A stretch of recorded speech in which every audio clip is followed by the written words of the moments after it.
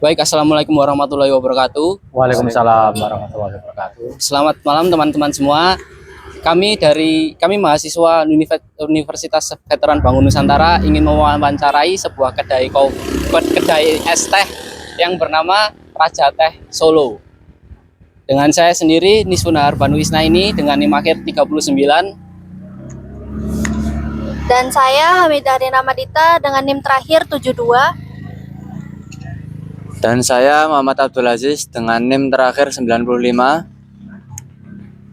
Saya sendiri Andini Salsabila Muntas dengan NIM akhir 96. Dan saya yang terakhir Dwi Mayunasari dengan NIM 15. Dan di sini kami langsung bersama ownernya yaitu Pak. Perkenalkan, nama saya Saifuddin Mega Untoro. Saya owner dari pemilik usaha brand Rajanya Teh Solo, yang mana usaha ini bergerak di bidang minuman yang kami kembangkan mulai dari teh, perkopian, kemudian kami juga membuat beberapa varian antara lain es teler dan smoothies. Ya, untuk pertanyaan pertama, boleh kami catat daftar bahan yang dipakai beserta harganya dalam sekali belanja, biasanya untuk berapa hari produksi? Nah, jadi gini, saya membuat HPP, harga pokok produksi. Untuk setiap paket, alhamdulillah di sini rata-rata untuk penjualan di sini kurang lebih mungkin 8 sampai 10 paket. Untuk satu paket itu bisa untuk kurang lebih 50 cup. Jadi satu paket teh itu untuk 10 liter. Nah, jadi untuk 10 liter satu paket itu, kemudian dari satu paket itu bisa untuk kurang lebih 50 cup. Nah, saya membuat HPP kurang lebih 60%. Dari harga 3.000 kurang lebih 1.600 itu harga pokok produksinya. Jadi kalau saya kalkulasi untuk satu paket itu bisa kita jual 150.000, ya kan? 150.000. Untuk bahannya itu kurang lebih sekitar, kalau 60%-nya dari 150 itu 90 sekian lah. 90 sekian kalau seperti itu. Jadi intinya harga pokok produksinya satu paket itu 60% dari harga penjualan. Misal rata-rata di sini saya bisa habis 8 sampai 10 paket. Jadi kurang lebih 500 cup. Kalau 500 cup kurang lebih omset 1,5 juta. Ya, 1,5 juta. Dengan 1,5 juta itu berarti kurang lebih menghabiskan modal 900.000. 900.000. Ya toh? 900.000. Jadi untuk profit kotor itu kurang lebih 600.000. Nanti dibagi 15% untuk karyawan, kemudian 20% itu untuk yang 10%-nya pengembalian modal, kemudian yang 10% itu profit. Untuk 5%-nya itu untuk lain-lain, sewa tempat dan sebagainya. Seperti itu. Jadi alhamdulillah kalau di sini kebetulan saya memang sarjana manajemen, tentunya saya paham akan HPP. Jadi di sini semuanya mulai dari permodalan, satu teh satu resep itu berapa, membutuhkan berapa cup. Cup itu katakanlah Rp500 kali 50 piece, 50 cup. Berarti 525.000. Nah, seperti itu. 25.000 untuk cupnya. Untuk es batunya itu kurang lebih dua bungkus. Dua bungkus itu kalau dibikin 20.000. Itu harga standarnya. Walaupun kami dapat dari pabrik kurang dari itu, tapi kita harus membuat yang harga dasarnya gitu loh. Untuk tehnya 13.000. Untuk gula satu paket itu kurang lebih 25.000. Nah, semacam itu.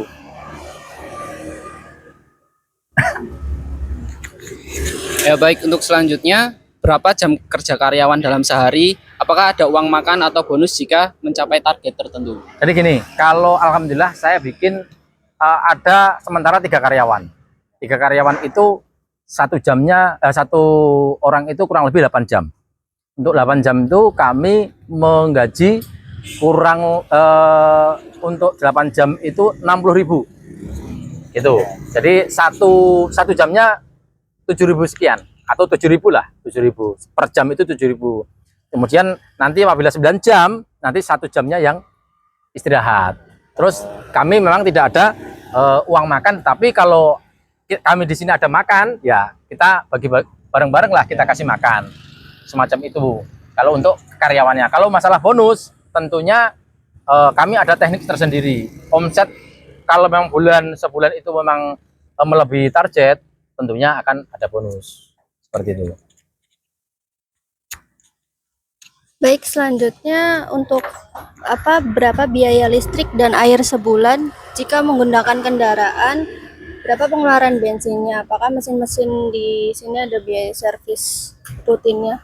Jadi gini, kalau untuk mesin itu kan yang kita gunakan kapsiler. Ya. Alhamdulillah kalau kapsiler itu biasanya tahan antara 2 sampai 3 tahun.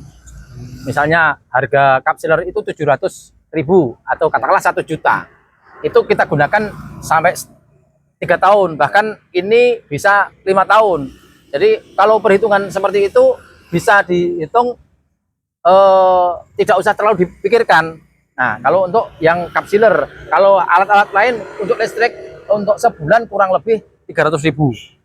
Nah, jadi sehari itu kurang lebih 10.000 untuk ini, karena kami ada freezer. Freezer itu untuk kami menyediakan es batu dan bikin es teler semacam itu. Selanjutnya, apakah produk satu dengan yang lain prosesnya sama persis atau setiap pesanannya punya itu yang berbeda-beda?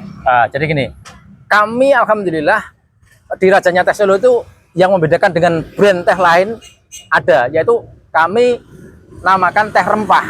Jadi di sini ada namanya kawisti, kemudian untuk yang rempah nanti beda, berarti rempah-rempahnya itu yang jahe, yang serai, yang telang itu memang kami kami seduh terlebih dahulu, beda dengan yang teh original. Nah, semacam itu. Kalau original sama yang ini beda. Jadi penanganannya terlebih juga dengan yang es teler. Tentunya kami punya pembeda dengan yang lain, semacam itu.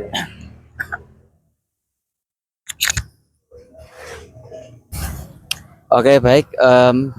Pertanyaan selanjutnya ya, Pak. Bagaimana cara Bapak itu mencatat pengeluaran setiap ada pesanan? Kemudian apakah digabung dalam 1 bulan atau dicatat masing-masing per pesanan? Kalau untuk pesanan itu jadi tiap hari ada pesanan ya kita catat. Istilahnya seperti itu. Kalau untuk pembukuan, untuk itu tentunya kami sebulan misalnya menghabiskan gula itu 10 karung. Ya. Dari HPP, makanya dari harga pokok produksi itu tadi kelihatan kita mengeluarkan berapa omset, katakanlah sebulan 50 juta katakanlah. Ya. Itu sudah ketahuan. Berarti untuk 60%-nya itu tadi berarti kan 30 juta. Ya. Itu untuk biaya produksi semacam itu. Baik, selanjutnya dalam 1 hari dari Bapak sendiri itu produk yang bisa dihasilkan itu maksimal berapa, Pak? Dalam 1 hari atau omset 1 bulan? Omset Produknya, jadi bisa menghasilkan berapa cup gitu loh, Pak? Lah ya, tadi kurang lebih kalau hari biasa itu kurang lebih ya 300 sampai 400 cup.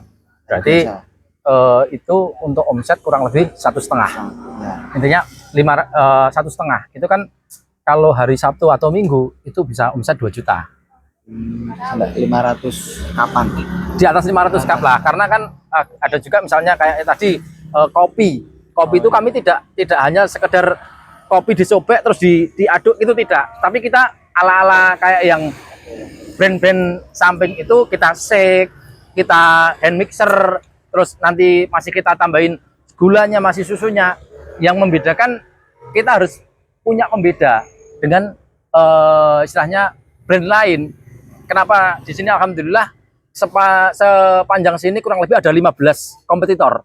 Tapi alhamdulillah di sini orang bilang kalau sini belum habis, sini belum tutup, yang lainnya belum kebagian. Nah, hanya second opini, second selanjutnya gitu loh. Itu tadi ya, intinya kita konsisten lah. Dari apa yang kita punya, produk itu kita harus percaya diri. Kita harus punya produk yang membeda dengan yang lain, tentunya harus yang kualitas. Semacam itu. Jadi yang namanya di manajemen maupun kita perhitungan dalam akuntansi kan masuk dalam manajemen itu. Jadi harus benar-benar dari awal plannya bisnis itu harus diperencana benar-benar. Oh, ini harus berapa persen, membikin data itu, membikin plannya itu harus tepat dari awal gitu. Dengan nanti adanya perkembangan waktu, ada es batu naik atau gula naik, kita harus sudah punya ininya, planningnya itu tadi gitu. Lanjut ya Pak, pertanyaannya. Apakah ada bahan baku yang sering tersisa di gudang atau biasanya bahan langsung habis pakai atau yang sekali produksi gitu? Kalau yang jelas, kalau bahan baku yang tidak habis pakai dalam arti kita kayak teh, kita kan belinya sekalian mungkin 1 ton, semacam itu kan. Karena kebetulan saya ini pemilik brand dan kemitraan kami ada beberapa, yang paling banyak di Jogja. Jadi kami harus punya stok untuk kemitraan kami. Nah itu, terus kemudian kayak sirup, itu kami harus punya stok banyak sirup. Kemudian termasuk yang rempah, kami dari peracik rempah itu harus stok banyak. Nah gitu. Kalau yang habis ya, misalnya kita nyetok gula dalam sebulan itu berapa karung, katakanlah 10 karung, ya sudah kita stok. Itu kita stok 10 karung. Itu nanti kalau kurang tinggal kita beli lagi. Intinya barang yang habis maupun yang tidak habis.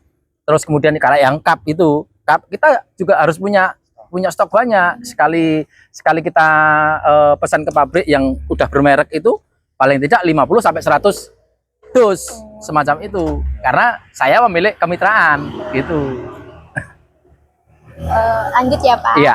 Berapa harga jual yang dipasang dari harga berapa harga jual yang dipasang? Nah, dari harga itu berapa keuntungan yang didapat? Nah, harusnya ini. Jadi boleh disimak dari awal tadi yang namanya harga pokok produksi HPP. Ya. Kami 60%. Oh. Gitu loh. 60%. Tetapi kami bikin istilahnya tabel itu 60%. Tetapi kalau yang varian, contohnya, mohon maaf, ini. Yang mana Pak? Nah, ini yang berbeda dengan yang lain. Namanya ini sirup Kawista. Kami namakan, brand kami namanya Kawisti. Dengan ditambah cuma 20 mili dari sirup ini kurang lebih 22.000. Tetapi per 20 mili itu hanya Rp800, ya kan? Kita tambahkan di harga es teh yang 3.000, cuman jadinya 3.800 kan? Padahal kita jual 5.000, profitnya naik. Itu loh, itu namanya target strategi marketingnya seperti itu. Jadi yang namanya ini tidak semuanya 60%, bisa keuntungan 50%. Nah, kemudian dari kurang lebih 50 sampai 60% keuntungan tadi, nah itu namanya kalau subsidi silang. Gitu loh. Karena misalnya teh hari ini alhamdulillah rata-rata habis, kalau tidak habis terus nanti ada sesuatu hal ibaratnya yang apa, kan ada basi, ada apa, itu semacam misalnya kayak kita stok jeruk nipis, tidak semuanya bagus kan, ada yang busuk. Nah, semacam itu. Terus kemudian kayak jeruk lemon. Di sini kami punya produk yang mungkin teh-teh lain tidak ada, namanya es teh minti. Ya kan jarang kalau yang akan bikin dari daun mint asli masih seger itu. Terus kemudian yang minuman bukan teh tapi seger, ada namanya infus lemon water. Kan simple, tapi itu profitnya lumayan. Nah, intinya kita di sini gimana caranya memanajemen, terus membuat HPP itu seminim mungkin, tetapi tidak terlalu istilahnya asal-asalan gitu loh. Kita harus punya tabel gitu loh, tabel untuk HPP itu. Oke, begitu. Lanjut ya Pak. Apa masalah yang paling sering membuat biaya membengkak Pak? Kalau masalah membengkak itu sebenarnya tidak terlalu mencolok sih. Misalnya kayak gula. Gula dulu 12.000 atau 13.000. Sekarang mencapai 18.000. 5.000 sendiri kan? 5.000 padahal kenaikan misalnya satu resep itu cuma 5.000. 5.000 dibagi 50 cup. Kan nggak begitu mencolok kan? Gitu. Misalnya omset katakanlah 10 resep. 10 resep itu perbedaannya cuma 5.000. Nah, itu kan nggak begitu signifikan. Misalnya beda 50.000, tetapi kan tercover dari lainnya. Gitu loh. Sebenarnya misalnya kayak penghujan. Secara otomatis kita juga bikin teh bertahap, tidak sebanyak kalau pas musim kemarau gitu loh. Semacam itu. Kalau di sini saya yakin nggak ada sih lain-lainnya. Mungkin bisa salah satu cek itu, silakan sama tellernya. Coba ini. Nah, ini salah satu variasi. Ini dari mohon maaf, mungkin kalau Mas Aziz sudah sering karena orang sini, coba dicobain ini, bisa membandingkan dengan yang lain. Terus ini kami es teler segini cuma 8.000. HPP-nya kalau mau tahu dari segini cuma 4.000. Sudah creamy, sudah semuanya. Ini cuma 4.000 sampai 4.500. Keuntungannya kalau dijual 8.000 sudah 4.000. Katakanlah untung 3.000 kali. Kita bisa satu resep saya kurang lebih 180.000 itu untuk creamy-nya, lain-lain jadi 300.000 ataupun 500.000. 500.000 untuk nangka, alpukat, terus kemudian es batu dan semuanya. Biaya 500.000 kita bisa jual untuk omset 1 juta. 500.000 satu paket itu keuntungan 500.000. Bayangkan sehari cuma laku 20 cup. Sudah berapa? Sehari untung 100.000. Tinggal kita saja, rekan-rekan mahasiswa, apalagi orang akuntansi atau orang manajemen harus bisa membaca peluang di depan kampus semacam itu. Jadi sebenarnya untuk harga pokok produksi itu tidak susah-susah. Tinggal kita. Ternyata di sebuah es teler HPP-nya nggak tinggi kan. Makanya dijual dengan emberan yang 20.000 dengan apa itu. Tapi monggo, kalau saya yang satu ember itu 15.000 HPP. Untungnya juga cuma 5.000 satu ember itu. Karena apa? Mahal di embernya semacam itu. Coba monggo, itu silahkan dicoba. Ini sekalian dicoba. Ambil ini. Nah, semacam itu. Jadi pembeda tehnya itu harus aftertaste-nya. Nah, dari segini, ayo langsung dicoba. Harga pokok produksinya cuma 1.600. Creamy banget. Nah, gitu. Gimana? Aftertaste-nya bagaimana? Seperti teh-teh lain atau lebih berasa tehnya? Wanginya berasa. Nah, semacam itu. Jadi kita harus punya, kalau orang manajemen, orang akuntansi harus memperhitungkan, cup-nya ini 500. Terus es batunya cuma 200 atau berapa. Kemudian tehnya itu 250 ml itu berapa sih? Makanya udah tak hitung semuanya. Jadi nggak akan ada bingung. Saya habis teh sekian, udah ketahuan.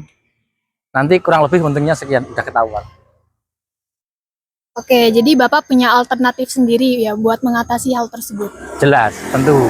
Itu makanya fungsinya saya juga mentor di bidang UMKM. Yang UMKM itu saya mentor di bidang HPP.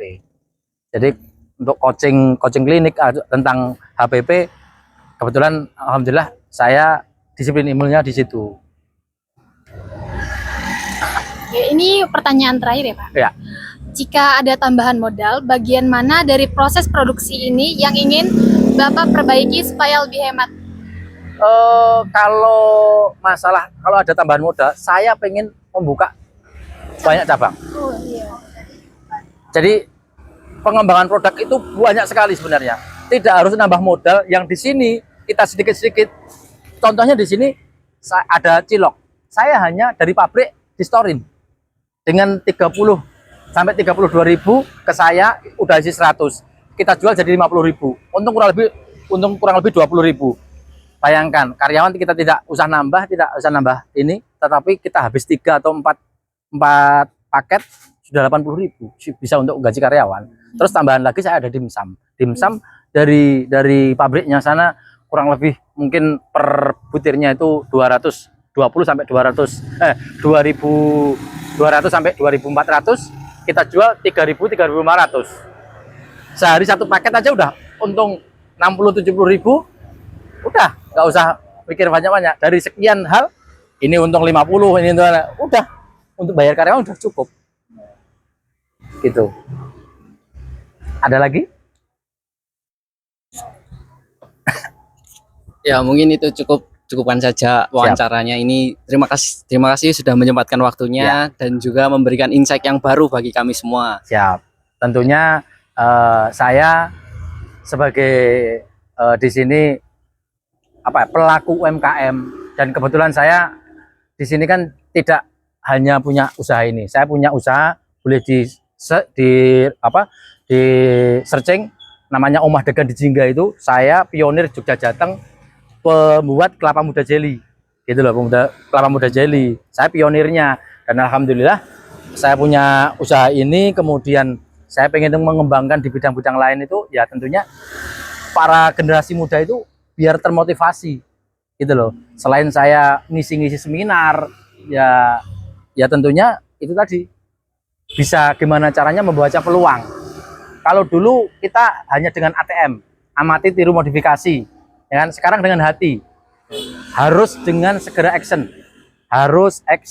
terus kemudian tirunya itu bener-bener seperti itu. I-nya itu harus inspiratif gitu. Makanya tentunya bagi kalangan anak muda, mahasiswa, jangan sampai hanya patah semangat. Tentunya peluang banyak, apalagi IT sekarang kan, cukup dengan affiliate, gampang. Semacam itu. Gitu? Ya, kita tutup wawancara kali ini. Assalamualaikum warahmatullahi wabarakatuh. Waalaikumsalam warahmatullahi wabarakatuh. Yuk. Gimana? Dirasain aftertaste-nya yang ini, terus yang itu coba.